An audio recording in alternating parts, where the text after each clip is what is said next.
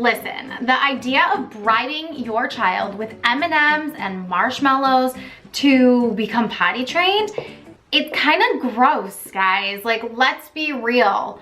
You're associating food with using the bathroom. So not only are you associating treats and candy with pee and poop, but you're also kind of teaching your child that eating their feelings is acceptable. So if they're excited because they've done something and you're gonna treat that with candy, I mean, A, it's just unhealthy, and B, they're not dogs. You're not puppy training them. They're humans. So let's talk about how you can create a potty training reward system without using treats. If you've landed on this video and you have not started potty training yet, I highly recommend grabbing Potty Party the course.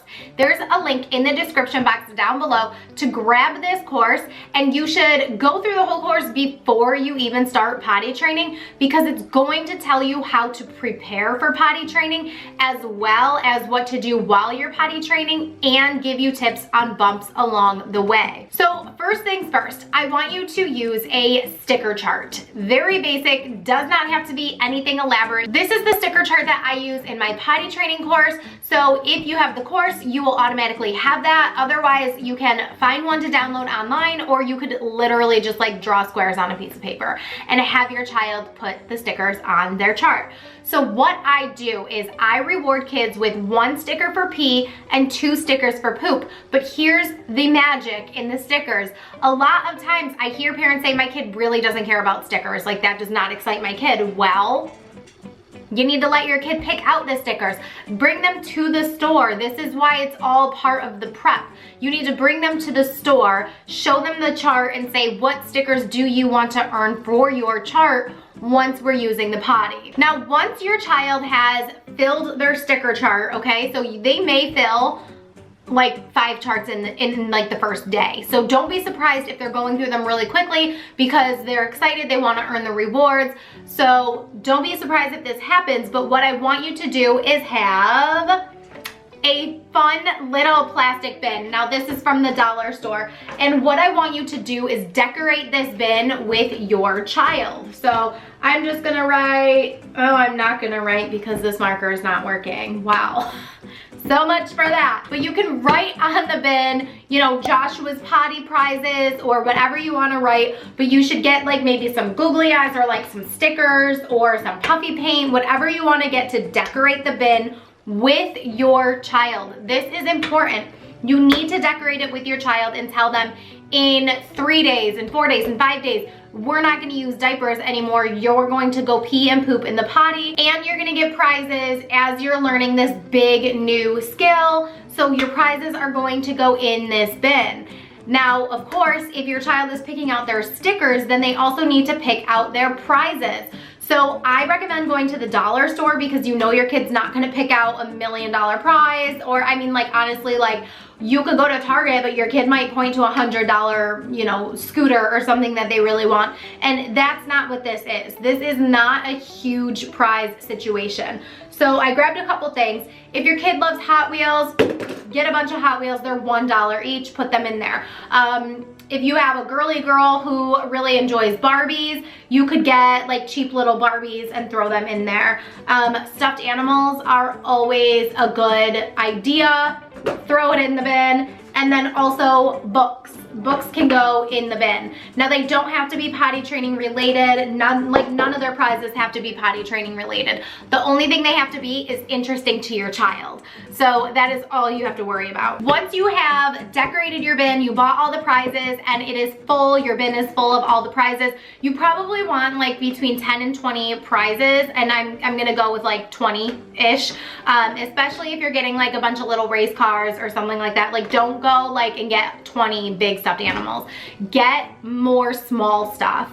And then, you know, you can also have some bigger prizes in there. You probably want to stick with the smaller prizes.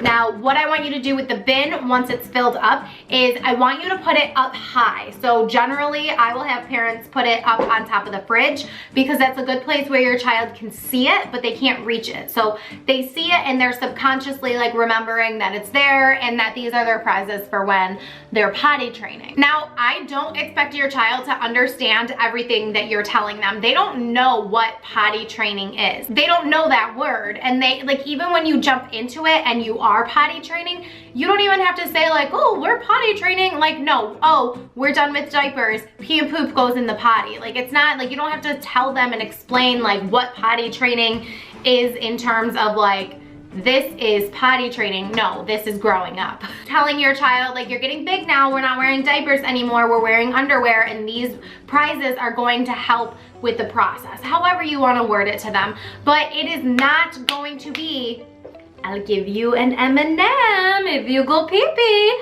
I'll give you 2 little marshmallows if you go poopy. Like, freaking no, let's not do that. No, let's just not. A lot of parents will say like, well, it's the only thing that motivates them to go. Stop giving it to them as an option. Like, let's just not associate food with the bathroom, okay? Let's not do it. So the biggest thing that you're celebrating along this potty training journey is your child's independence. They are learning so many big skills. They're learning things inside their body and outside their body. So not only are they learning to control their bladder and their bowels, but they're also learning how to navigate their own clothing. They need to know, like, they need to get to the bathroom quickly when they need to go and pull those pants down and then pull them back up. They are learning all of these huge gross motor skills. Those are like those big motor skills when they're like pushing down their pants and pulling them up, all of those things, and you know, like washing their hands. So they're learning about hygiene. They're learning so much on this process. So make sure that you are celebrating every little milestone. The other thing is that I don't want you to confuse bribery with rewards. Now I have a whole video right here that you can watch after this video to learn the difference between bribery and rewards,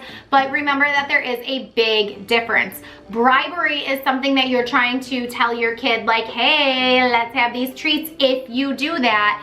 But rewards are, you're not talking about the reward until after the behavior has been displayed. So, oh yay, you went pee-pee in the potty, let's celebrate with a sticker. Let's celebrate with a dance party. Let's celebrate, you filled your chart, let's get a prize. So all of these things are going to be laid out in this video right here. So you can watch this after you've watched this video. If you have any other questions about how you can use a reward system without treats, leave a comment down below and subscribe to my channel so you don't miss the next video, and keep blooming. Mwah!